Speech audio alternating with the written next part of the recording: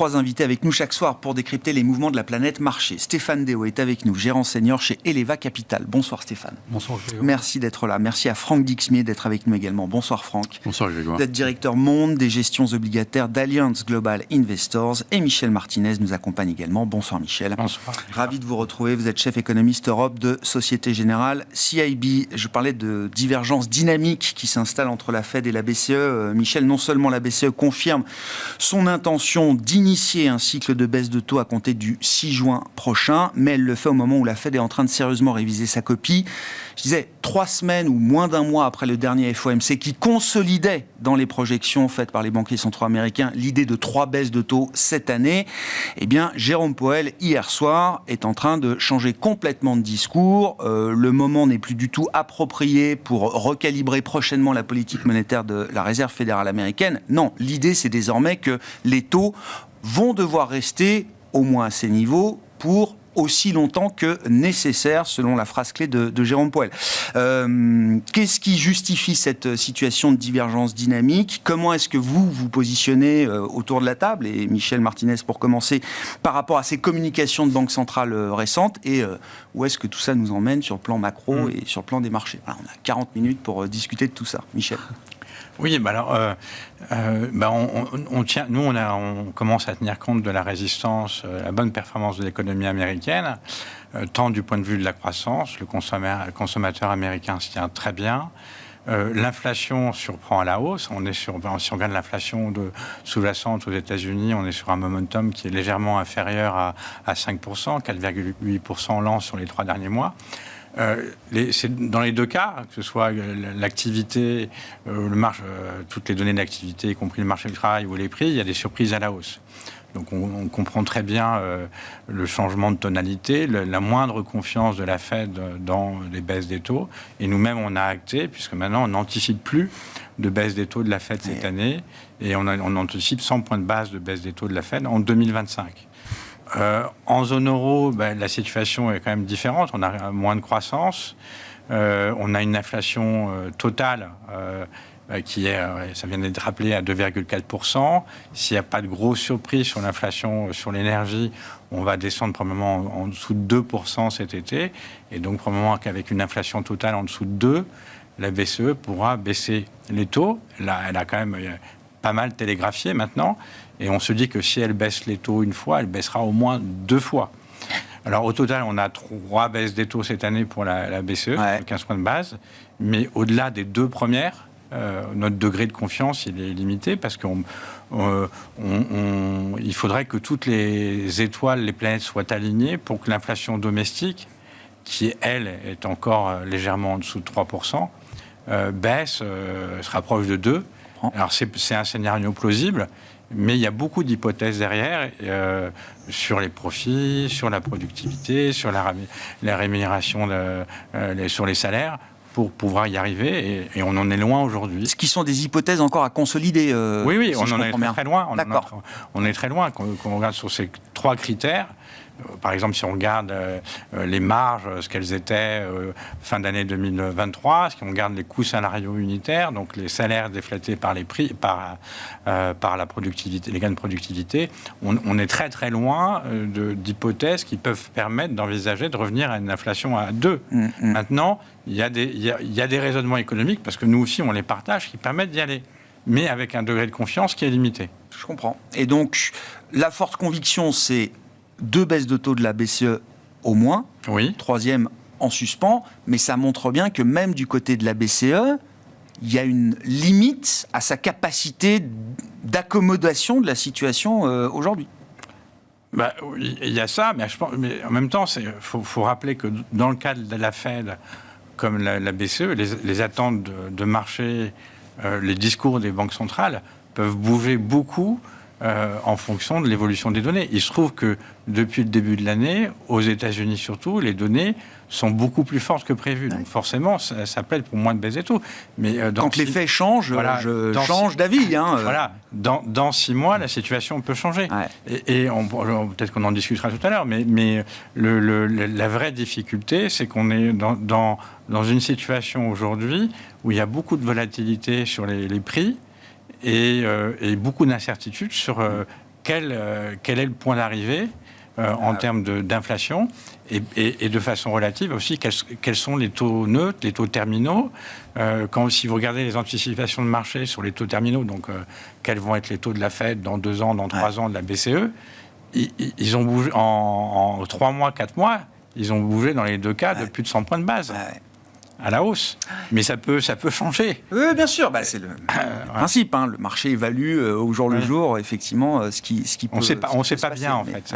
Je crois que l'idée générale qu'on a, nous, pour conclure, c'est que les banques centrales, comme les marchés, sont dans un processus de découverte sur le degré de restriction de la politique monétaire. Quel est le degré de restriction de la politique monétaire qu'il faut mettre en place pour arriver à 2% dans les 2 cas? Est-ce qu'aujourd'hui, la politique monétaire est vraiment restrictive ou non? C'est un débat. Et cet apprentissage en marchant, si je puis dire, justifie totalement, que ce soit pour la BCE ou la Fed, une approche très très prudente sur le rythme, la vitesse, le quantum de baisse de taux à délivrer. Exactement. Franck, chez Allianz, qu'est-ce que vous dites, notamment après ces derniers mots de Jérôme Powell hier soir, as long as needed? Est-ce que ça se traduit en langage simple et compréhensible par notre scénario central à la Fed est en train d'évoluer de 3 baisses de taux vers 0 cette année? Mais ce qui est très intéressant, c'est que depuis les surprises qu'on a pu avoir sur les derniers chiffres américains, que ce soit croissance, emploi, inflation, on a véritablement un changement de dynamique sur les marchés de taux qui intègre de plus en plus que ce décalage de cycle macroéconomique entre les États-Unis et zone euro va se traduire par une divergence en termes de timing des politiques monétaires et une certaine décorrélation entre les marchés de taux américains et les autres marchés. Parce que ça, c'était tout à fait frappant. Ce décalage cyclique, c'est pas une nouveauté. Je pense qu'on l'avait tous plus ou moins identifié. Le creux de l'activité en zone euro est derrière nous. On l'a eu en 2023, mi-2023. Les États-Unis, eux, sont encore dans cette phase de décélération, une décélération extrêmement graduelle. Mais le creux de l'activité est devant eux. Mais on avait un degré de corrélation entre emprunt d'État américain et en zone euro extrêmement élevé, de l'ordre de 90%. Dans l'histoire, c'est extrêmement rare de voir un tel degré de corrélation. Le marché américain est souvent un marché directeur, mais un tel degré de corrélation, 1 pour 1, pratiquement, c'était un peu du jamais vu. Pour dire les choses, c'était un gérant, ou c'est peut-être même vous d'ailleurs qui le disiez comme ça. Ce qui compte pour les taux en Europe, c'est ce que va faire la Fed. C'était ça la situation. Oui, alors je pense que je n'ai jamais dit ça. Non, mais c'est l'influence de la Fed qui prime sur le marché obligataire. Voilà, je ne revendique rien. Mais oui, évidemment, il y a une influence majeure. Et ce qu'on a vu notamment lors de la publication du CPI, ça a été fou. Parce qu'en une journée, mercredi dernier, la semaine dernière, on a eu 40 BP de tension sur les taux court terme aux États-Unis. On a eu 10, 15, 20 BP de tension sur les taux long terme. Les taux en zone euro ont extrêmement bien résisté. Oui, on a corrigé de 5 à 10 BP, mais on a quand même très très bien résisté. Il y a eu une diffusion de ce qui s'est passé sur la courbe américaine, mais dans une moindre mesure par rapport à ce qu'on pouvait observer en Et simultanément, les marchés ont totalement revu leurs anticipations de baisse des taux aux États-Unis et pratiquement pas en zone euro. Donc on a encore 3 baisses de taux anticipées en zone euro, avec une première baisse en juin, alors même qu'on n'a plus qu'une et demie baisse de taux anticipée du côté américain. Donc on a réellement un changement de dynamique, mais qui nous paraît très sain, parce que ça reflète effectivement des fondamentaux qui sont en décalage. Et ce pricing de marché tel que vous le décrivez aujourd'hui, allez, une, peut-être 2 baisses de taux côté américain, si on arrive à les placer, 2, voire 3 en zone euro. C'est un pricing que vous endossez aujourd'hui, Franck, qui vous paraît crédible, solide? Alors, je pense qu'encore une fois, on peut faire une différence entre les marchés en zone euro et aux États-Unis. Moi, ce que j'en tire, en fait, des évolutions récentes, c'est qu'on a aujourd'hui beaucoup plus de visibilité du côté de la politique monétaire BCE qu'aux États-Unis. On a beaucoup plus de certitude. Et je pense que ça transpirait des interventions de Christine Lagarde lors de la conférence de presse, cette espèce de confiance un peu retrouvé de la Banque Centrale Européenne qui préannonce finalement qu'elle va entrer enfin dans un cycle de desserrement monétaire. Et du côté américain, enfin je crois que Powell a dit en fait ce que les marchés avaient compris, mais rien de plus. Rien de plus. Et il n'y a pas eu d'impact, mais du tout sur les taux. Il y a eu un blip, on est revenu aujourd'hui. Tout s'est fait avant. Tout s'est fait avant. Mais oui, il faut faire attention parce qu'aux États-Unis, c'est vrai qu'on a du mal à capturer les tendances, notamment sur l'inflation, parce qu'on a c'est vrai, sous-estimé l'influence de l'hédonisme du consommateur américain qui consomme, qui épuise dans son épargne. Ça aura une fin, mais en tout cas là, ça dure. Et puis le soutien budgétaire qui a été majeur. Bon, sur cette question de divergence, comment vous vous positionnez, Stéphane ? Est-ce que le marché va déjà un peu trop loin dans l'idée que la Fed ne baissera pas ses taux cette année, ou est-ce que ça devient un scénario central par rapport à une BCE qui semble prête à y aller? Ce que dit le marché, si on regarde le marché des options, c'est qu'il y a 20% de probabilité, donc une chance sur 5, que la Fed ne bouge pas d'ici la fin de l'année. Donc ça reste un scénario plausible, crédible, mais qui reste marginal. Le scénario central, c'est une baisse de taux, en fait, d'après le marché des options, en fait. Le scénario alternatif, c'est 2 baisses de taux. Moi, je pense que le marché est allé beaucoup trop loin au début de l'année, quand il y avait cette baisse de taux. C'était aberrant. On a enlevé cet excès parce que l'économie tient bien. On s'aperçoit que, nous, c'était notre vue. Et surtout parce qu'il y a des pressions inflationnistes qui remontent petit à petit. Alors, loin de moi l'idée de dire qu'on va revenir sur du 10%, c'est pas du tout le sujet, mais on est au-dessus de 3 et ça glisse plutôt vers le haut. Je pense qu'il y a un élément qui est important, c'est que quand on lit dans le détail les communications de la Fed, on s'aperçoit qu'ils n'ont pas trop confiance dans leurs prévisions. Et ça, c'est nouveau. Et je discutais ce matin avec une personne qui a passé 16 ans à la Fed, qui me disait, oui, effectivement, il y a un vrai sujet. Ah oui. Et ça, c'est important. Alors, ça paraît un détail technique, mais c'est important. C'est assez distillé dans pas mal de banques centrales, de ce point de vue-là. Oui, mais particulièrement dans la Fed, parce que je vous rappelle que la Fed avait des prévisions il y a encore quelques mois où il disait, on va à 2, vous inquiétez pas, c'est bon, c'est fini. Si vous avez une inflation qui est à 3, 3,5 avec une prévision à 2 et vous la croyez, vous pouvez baisser les taux, puisque vous savez que d'ici quelques mois, c'est gagné. Si vous avez une inflation qui est à 3, 3,5, 4 et vous savez absolument pas où vous allez attendre. Il faut la charge de la preuve. Et moi, ce que j'entends de la Fed, c'est qu'ils veulent voir au moins 2-3 mois d'inflation suffisamment basse pour être convaincus qu'ils peuvent baisser les taux. Et donc, ça repousse effectivement, dans le meilleur des cas, à juillet, si ce n'est septembre. Et ça, c'est vraiment le meilleur des cas.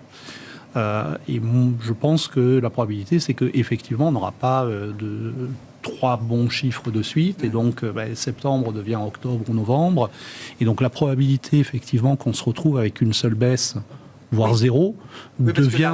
Novembre, elle a lieu le 6 novembre. Oui. Donc, bon, on peut imaginer que c'est un meeting pour rien, quoi. Pour rien, c'est qui prendra connaissance d'une nouvelle situation.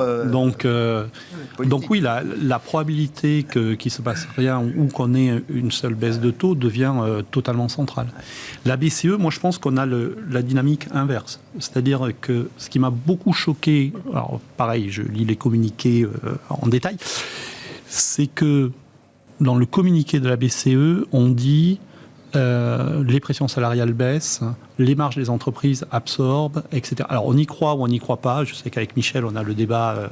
Mais bon, ni Michel ni moi ne sommes au bord. Mais c'est un argument mis en avant et c'est dans le communiqué, dans le statement de la BCE lors de son dernier meeting, endossé par l'ensemble du Conseil. C'est ce qui faisait peur aux durs de la BCE. Oui.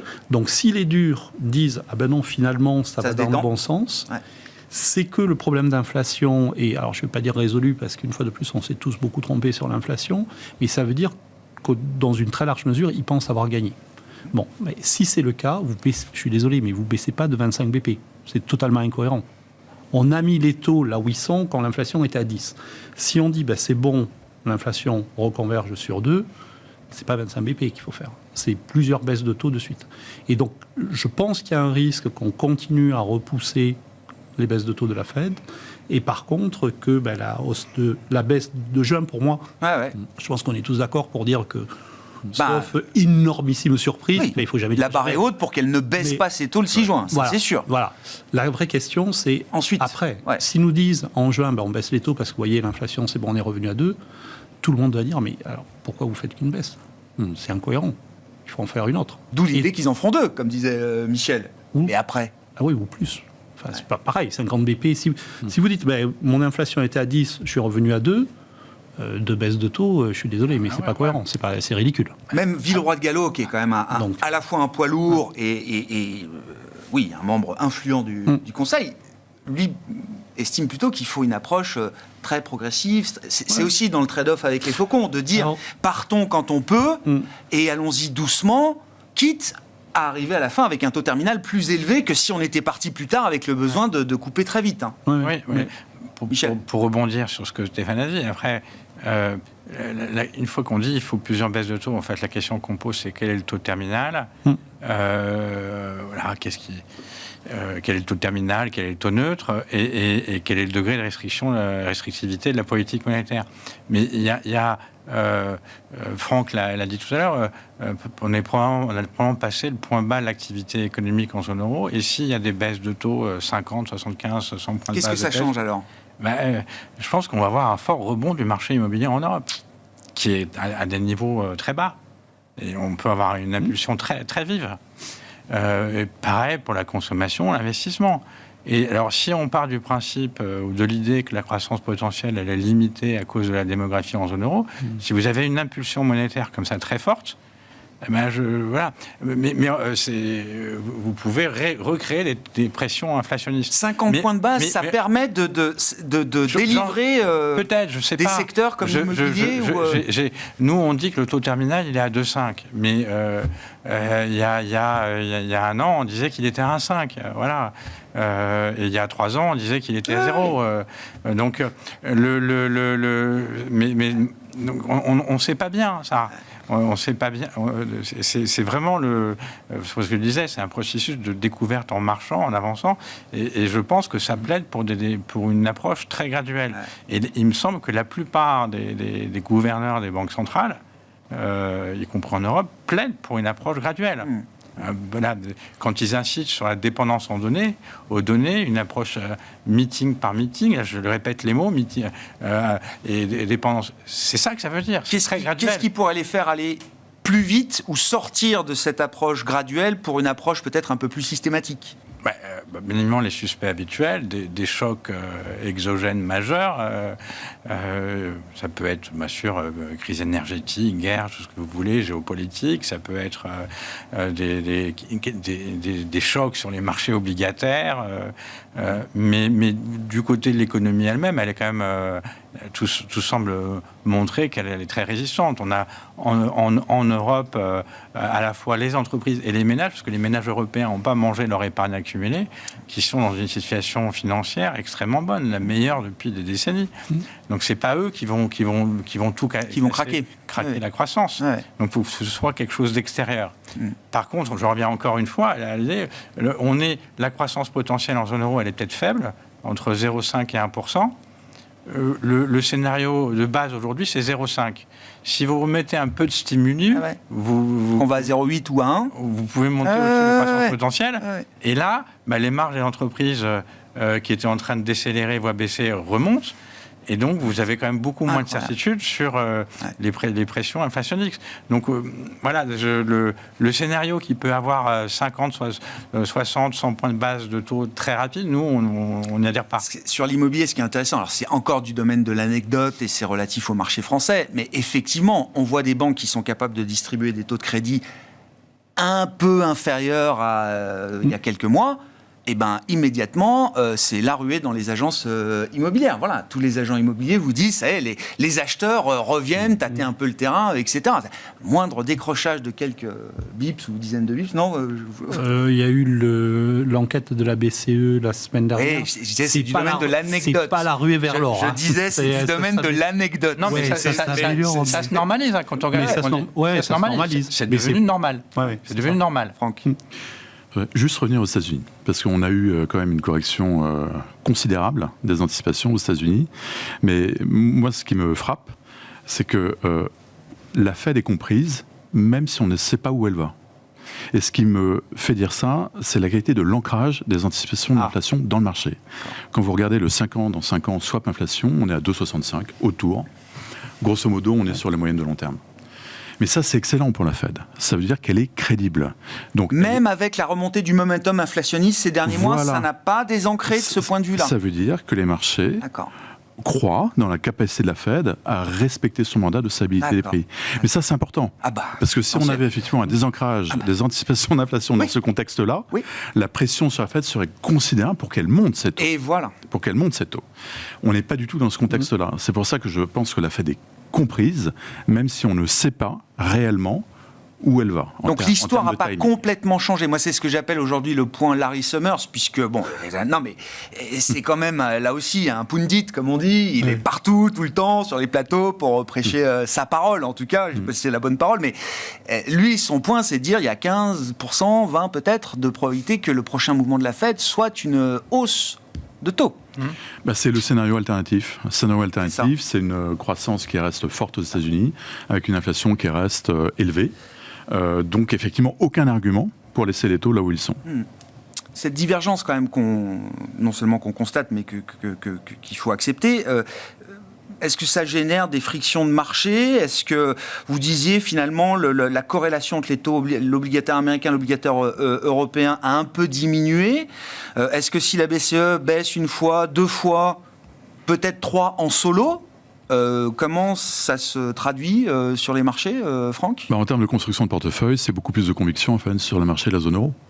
En termes de duration, de positionnement sur la courbe, d'allocation d'actifs risqués, crédit. C'est positif pour les actifs risqués zone euro. Oui, un cycle de baisse des taux, c'est plutôt pas mal pour le crédit. Et ça, vous le mesurez à travers l'appétit sur le marché primaire, qui est phénoménal. Bon, là, on est dans la période de blackout, il ne se passe plus rien, donc de publication de résultats. Donc, il ne se passe pas grand-chose. Mais l'appétit pour le crédit, enfin, pour l'obligataire en général, est phénoménal en zone euro. Et tout le monde a accès au marché aujourd'hui ? Oui. De la part des émetteurs. Enfin, même ceux qui sont les moins bien notés. On a vu notamment des crédits immobiliers aller taper le marché avec succès, oui. D'accord. Et sur la devise ? Oui, forcément ça glisse. Forcément ça glisse. Alors, est-ce que ça va être un frein pour la BCE ? C'est même pas sûr, en fait. Même pas sûr. Et après, c'est toujours ce compromis inflation, croissance. Nous, on pense pas que ça la gêne, en fait. Parce qu'on parle d'un décalage assez subtil, quand même, en termes de timing. En tout cas, nous, c'est notre scénario qu'effectivement, on valide plutôt le scénario actuel d'une première baisse en septembre pour la Fed. Donc, ce serait 3 mois. Je suis d'accord, mais ça peut être un décalage un peu moins transitoire. Sur la question du change, notamment. Le change, l'euro s'est un peu déprécié contre le dollar. On doit être à 1,06, 1,07 aujourd'hui. Nous, il nous semble que pour qu'il y ait un décrochage beaucoup plus fort de l'euro contre le dollar vers la parité, il faudrait un décalage dans les anticipations de politique monétaire plus fort que ce qu'on voit aujourd'hui. On l'a répété plusieurs fois, pour la Fed, les marchés anticipent 35-40 points de baisse de taux cette année. La BCE autour de 75 points de baisse de taux. Donc, vous voyez, il y a un écart d'une quarantaine de points de base. Et dans les deux cas, autant de baisse de taux en 2025.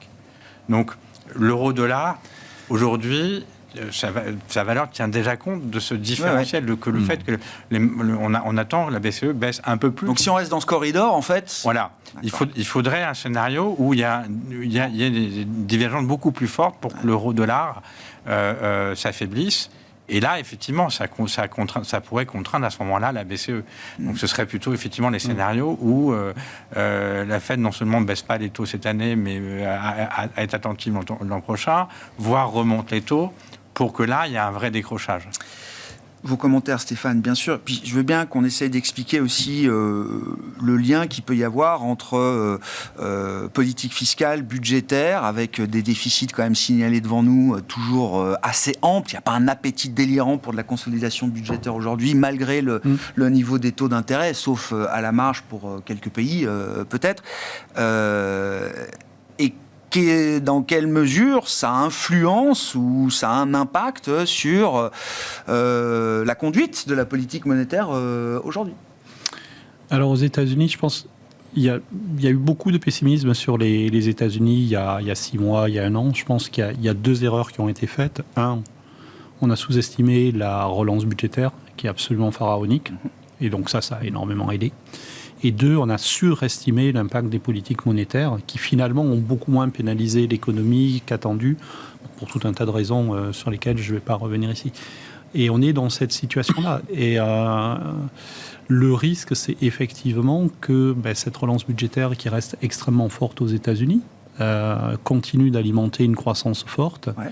Et donc, forcément, ça limite la capacité de la Fed à baisser les taux. Donc, c'est moins de baisse de taux. C'est moins de baisse des taux. Si vous avez une relance budgétaire, oui, vous avez moins besoin d'une relance monétaire de l'autre côté. Et là, alors, je ne vais pas rentrer trop dans les détails techniques, mais il y a un problème de liquidité sur le marché américain. Une des raisons pour lesquelles les taux ont rebondi depuis le début de la semaine, je regarde vraiment avec un microscope, c'est que vous avez le paiement des impôts le 15 avril. Oui, c'était Tax Day, oui. Voilà, oui. Tax Day, ça veut dire que vous retirez du cash de votre banque pour le donner au gouvernement. Et si la banque a plus de cash pour investir sur les treasuries, les taux remontent très violemment. Mais de manière plus générale, alors ça c'est juste sur un jour évidemment, donc du coup ça s'est retassé le lendemain. Mais il y a un vrai sujet de liquidité. Et moi, ce que je trouve intéressant, c'est Franck parlait du 5 ans dans 5 ans sur l'inflation. Moi, je regarde aussi le 5 ans dans 5 ans sur les taux d'intérêt. Parce que ça vous dit où le marché anticipe que les taux vont se stabiliser à long terme. Depuis 2 bonnes années, on est à 2,25 sur l'Europe. Donc, en gros, le marché dit le taux normal en Europe, c'est 2,25. Pareil, on en parlait avec Michel. Avec prévision de croissance à 0,5, 2% d'inflation, vous avez 2,5. L'ordre de grandeur ne me chiffonne pas trop. Sur les États-Unis, on est en train de repricer, ça n'arrête pas de monter, ce truc-là. Et là, on est autour de 4,6, 4,7, alors qu'on était en dessous de 4 en fin d'année dernière. Donc le marché n'arrête pas de dire, mon taux d'équilibre... En fait, il est à 3, non à 3,5, non à 4, non à 4,5. Et là, on est à 4,7. Et ça, enfin, c'est pas une droite, mais ça n'arrête pas de glisser vers le haut. Donc, il y a un vrai sujet, je pense, sur l'équilibre des taux à moyen terme aux États-Unis, qui est probablement plus élevé que ce qu'on pensait précédemment. Avec un coût de la politique budgétaire qui va ne faire qu'augmenter. Alors, moi, il y a un grand mystère, c'est comment est-ce qu'on peut rééquilibrer le budget américain. On ne peut pas monter les taux parce qu'ils vont sortir les guns et... on peut monter les impôts. Non, c'est l'avantage de la situation américaine, d'avoir quand même des taux d'imposition qui laissent de la marge, au cas où. Oui, je pense qu'aucun candidat ne fera ça, mais... non, il y a une solution, c'est enlever tout ce qui est Medicare, Medicaid, etc. Et il y a un think tank, donc un groupement qui s'appelle Harbor Foundation, qui a publié un énorme papier de 800 pages, qui est le programme pour Trump, et il y a ça dans leur programme. C'est couper tous les programmes sociaux. D'accord. Donc ça permettra de continuer de baisser les impôts, quoi. Exactement. Ouais, ils ont une baisse d'impôts de 21 à 15% sur les impôts sur les profits des entreprises. Oui. Le lien entre politique budgétaire, politique monétaire, est-ce qu'il y a un degré de fiscal dominance, comme on dit, de domination budgétaire, la politique budgétaire qui aurait un poids, une influence sur la conduite de la politique monétaire ou pas? Après, non, je crois pas. Non. Je pense que les banquiers centraux sont indépendants et qu'ils essayent de faire revenir l'inflation. Là, en l'occurrence, il y a une campagne électorale. Certains attendaient que la Fed baisse les taux. Elle ne le fait pas. Non, mais dans le mandat de la stabilité financière, la question notamment en zone euro, du risque de fracturation, de fragmentation, c'est aussi un risque que la BCE à gérer elle-même à un moment qui ne semble pas se matérialiser aujourd'hui, mais bon, dans ses mandats, la BCE, si les dérapages budgétaires se multiplient, s'accumulent encore devant nous, Non, voilà, après, c'est notre avis. On verra lorsqu'il y aura... En temps et en heure. En temps et en heure. Pour l'instant, il y a effectivement des dérapages budgétaires en Europe, mais ça ne s'inquiète pas du tout les marchés. Non. Les marchés qui se réjouissent, au contraire. Il y aura plus de papier. Voilà, et des taux d'intérêt plus élevés, donc des bons placements, que ce soit en Italie ou pour la France, à des rendements attractifs. Bon, après, on est dans des équilibres qui nous semblent pas stables. Non. Pas durables. Là, on parlait tout à l'heure, Stéphane parlait des taux effectivement aux États-Unis à 4,7 à très long terme, ou même c'est un peu peut-être, quel que soit l'ordre de grandeur, au-dessus de 4, c'est vraiment pas non plus stable. Mais il y a une question pendante, le double financement des déficits américains, et il y a une variable d'ajustement naturel qui devrait être le dollar, pour l'instant, qui n'a pas bougé. Donc il y a les taux, les dollars. C'est peut-être le dollar un jour qui se dépréciera. Ouais. Moi, je dis ça parce que ça fait des années qu'on prévoit ça. Nous, dans nos prévisions, ça ne se produit jamais. Vous avez un vieil short dollar oui, dans les prévisions à long terme. À long terme, ouais, ça, c'est le grand débat. Sur le plus court terme, j'ai déjà dû vous poser la question peut-être plusieurs fois, Franck, mais comment vous regardez? Est-ce que le marché regarde avec bienveillance ces questions de trajectoire de finances publiques à ce stade? Pourquoi? On ne parle pas des spreads. Oui, ça va être d'actualité. Enfin, le 26 avril, Fitch et Moody's vont revoir la note de la France. Oui, mais qu'est-ce qu'elles vont nous apprendre? Fitch ne va rien faire, vraisemblablement, parce qu'ils ont déjà intégré... bougé. Non, mais ils ont déjà intégré un scénario beaucoup plus défavorable dans la projection. Oui. Donc, Fitch, c'est le rating le plus bas. Oui, bien sûr. Des trois agences sur la France, double A-. Mais Moody's va certainement bouger. Oui. Dégradé. Pas dégradé. Abaisser la perspective. Oui, parce que, attention, oui, abaisser la perspective. Dégradé, non. Dégradé, c'est un cran. Sous surveillance, c'est possible? Oui, enfin, Moody's a le rating le plus élevé. Et la France est AA2. D'accord. En zone euro, AA2 stable. Maintenir la perspective stable dans le contexte budgétaire actuel, c'est pas trop crédible. Oui, surtout que Moody's intègre, dans sa fonction de réaction, deux critères essentiels. La capacité de réponse des autorités publiques face à une dégradation budgétaire. On ne peut pas dire que c'était extrêmement convaincant à ce stade. Non, mais ça bouge. Et les perspectives de croissance. Et les perspectives de croissance. Et là, le bas blesse. Donc, non, mais cette dégradation Moody's, elle est quand même très annoncée. Enfin, on s'y attend. Justement. Oui. C'est toujours la même question, mais qu'est-ce qu'une agence de notation, quelle qu'elle soit, apprendrait aux investisseurs sur un marché obligataire comme la France? Je prends toujours l'image, mais le moindre investisseur obligataire japonais ou le moindre investisseur obligataire du fin fond du Texas est au courant exactement de ce qui se passe en France, en tout cas sur les sujets qui l'intéressent. Oui, mais attention, c'est pas à vous que je l'apprends. On est dans le AA. Donc on est pratiquement dans la meilleure qualité de l'investissement. D'accord. Oui. Donc on n'est pas dans le domaine triple B, comme l'Espagne. On n'est pas dans le simple A. On est dans le AA. Et quoi qu'il se passe au mois d'avril ou fin mai avec Standard & Poor's, on va rester dans le AA. Et ça, c'est un critère important. Bah oui. Vous avez des acteurs publics, des banques centrales, des fonds de pension, de la gestion des réserves, qui sont extrêmement sensibles au rating. Oui.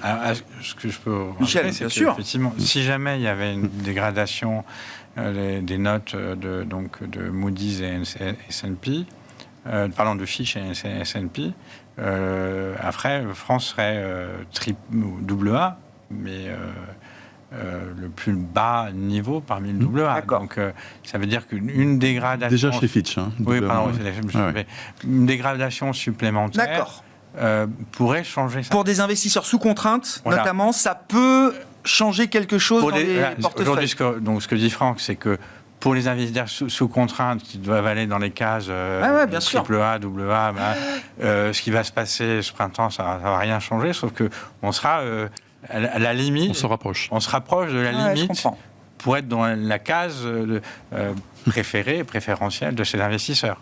Les contraintes, c'est pas seulement une agence, mais souvent c'est quand même une moyenne du rating chez plusieurs agences, etc. En général, deux, trois. D'accord. Donc c'est plus cet effet technique qui pourrait peut-être jouer. Mais bon, le fait est que, mais même sur l'Italie, il n'y a pas d'inquiétude.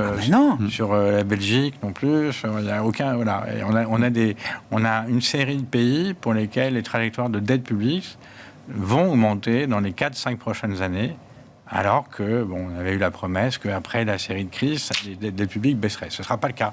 Les ratios de dette publique vont monter. Ouais. Marché, agence de notation, on n'avait pas parlé, mais moi ça m'intéresse toujours. Moi, suivi la crise souveraine.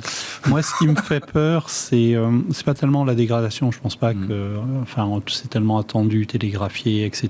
Ça devrait pas faire bouger beaucoup les choses. On pense beaucoup en termes de scénario central. Là, l'économie va pas si mal que ça repart. Moi, ce qui me fait très peur, c'est la prochaine crise, parce que quand vous avez un déficit très important. Et si vous partez de 5% de déficit quand tout va bien, là, vous allez vraiment aller dans le décor. Et si vous voulez, vous avez deux histoires que vous pouvez raconter. Il y a une histoire à l'allemande. Vous avez une crise, les taux d'intérêt baissent, donc vous pouvez emprunter parce que les taux d'intérêt sont bas et relancer l'économie. Si vous êtes l'Italie, c'est l'inverse. Vous avez une crise, le marché a peur, les spreads s'écartent, les taux d'intérêt montent et vous êtes obligé de sauter sur les freins au pire moment. Pour l'instant, la France a plutôt une typologie allemande. C'est-à-dire que les taux baissent quand l'économie va mal, on peut emprunter, relancer la machine. Les taux remontent, c'est désagréable, mais quand ça va bien, donc c'est pas trop grave. Le risque, c'est que les prochaines crises, on passe... On change le case. On change le case. Et ça, c'est extrêmement dangereux. Le mapping de la zone euro tel qu'il a été défini entre cœur, semi-cœur, périphérie, choses... Ça peut changer, et en termes de politique budgétaire, c'est extrêmement ennuyeux, parce que pour utiliser notre jargon, vous devenez procyclique. C'est-à-dire vous sautez sur les freins quand ça va mal, et vous relancez l'économie quand elle n'en a pas besoin, quand ça va bien. Ce qui est exactement l'inverse de ce qu'il faut faire. Et là, l'Allemagne ne relançant pas spécialement son économie quand ça va mal pour autant. Mais fair point. C'est ce qui protège peut-être l'OAT d'ailleurs.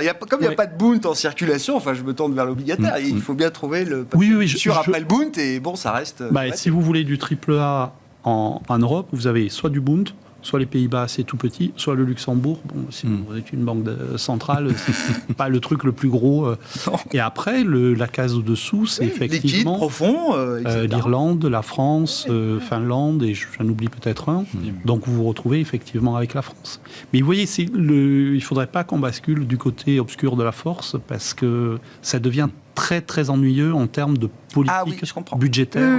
Et de politique cyclique. Oui, la contrainte est complètement inversée. Exactement.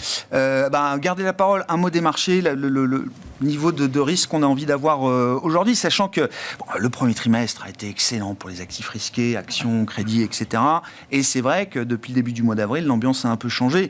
D'ailleurs que les rebonds ont du mal à se mettre en place, c'est le grand yo-yo.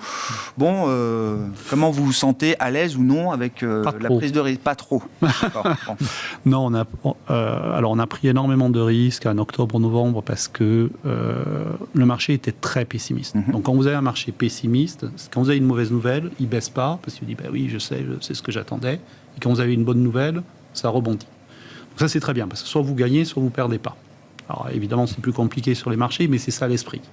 Donc dans ce cas-là, il faut y aller. Et c'est effectivement ce qui s'est passé. Le marché était beaucoup trop pessimiste.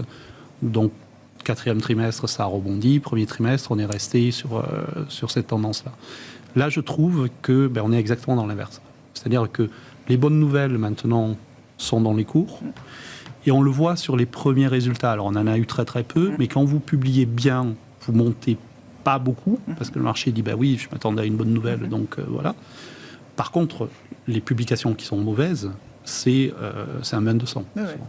Donc, vous avez exactement la même asymétrie, mais à l'inverse. Donc, moi, mon scénario central, pour revenir sur ce qu'on a dit, c'est une économie qui tient, qui va bien, et donc des marchés qui ont plutôt tendance à glisser vers le haut. Mais la probabilité qu'on ait une correction de 5 à 10% me semble assez importante. Et donc, tout s'est réajusté. L'obligataire, les devises. Ce qui ne s'est pas encore franchement réajusté, c'est peut-être les actions. Et si vous regardez les contraintes techniques, par exemple les stratégies systématiques, on a plutôt l'impression qu'ils ont eu énormément d'actions qui vont en revendre. Moi, j'ai un modèle de risk parity, alors c'est une autre stratégie systématique. Ils avaient quasiment le maximum possible d'actions d'après mon modèle. Ils sont normalement en train de couper, neutraliser. Actuellement. Donc vous avez la vue macro fondamentale, mais vous avez aussi certains aspects techniques qui montrent qu'il pourrait y avoir des allègements à un moment donné. Et donc, ce n'est pas un 2200, une fois de plus, mais qu'on ait une respiration de marché et un retracement de 5 à 10%, ce ne serait pas du tout étonnant. Sur la partie obligataire, Franck, bon, je comprenais, si la BCE est amenée à baisser ses taux, ça plaide pour l'Europe, de la duration en Europe, et toujours du très court aux États-Unis, de ce point de vue-là. Oui. Donc, on voit que 2,50 sur le bout de 10 ans a très bien tenu. Hein. C'est une barrière un peu psychologique. Ouais. Et il y a toujours des acheteurs. C'est 3 sur l'OAT et 2,50 voilà, sur exactement. le... Et là, vous avez toujours des flots d'acheteurs institutionnels. D'accord. Là, on l'a vu ces derniers jours encore. Voilà. D'accord. Et pour des gros montants. Donc, vraiment, ça marche bien. Non, ce qu'il faut tirer de la période récente, c'est que, certes, l'obligataire est volatile, mais aujourd'hui, il offre de la valeur. Il offre vraiment de la valeur pour un investisseur de moyen terme. Toujours très compliqué d'aller taper des points hauts, hein, mais on est sur des zones attractives. Surtout en zone euro, où effectivement, on va rentrer dans ce cycle de baisse des taux. Donc, aux États-Unis, un peu de prudence, mais on aime bien les parties très très courtes, qui sont pricées d'une manière pour nous excessive, vraiment excessive. Ce sera difficile d'aller plus haut, honnêtement, sur le 2 ans américain. Et puis, vous avez 5% de carry. Hein. Oui, c'est ça. Oui, et avec une perspective plutôt favorable sur pour la devise. Oui. Ouais. Qui ne s'arrête pas pour l'instant. Merci à vous trois, messieurs. Merci d'avoir été les invités de Planète Marché ce soir. Franck Dixmé, Allianz Global Investors, Michel Martinez, Société Générale CIB et Stéphane Déo, Eleva Capital.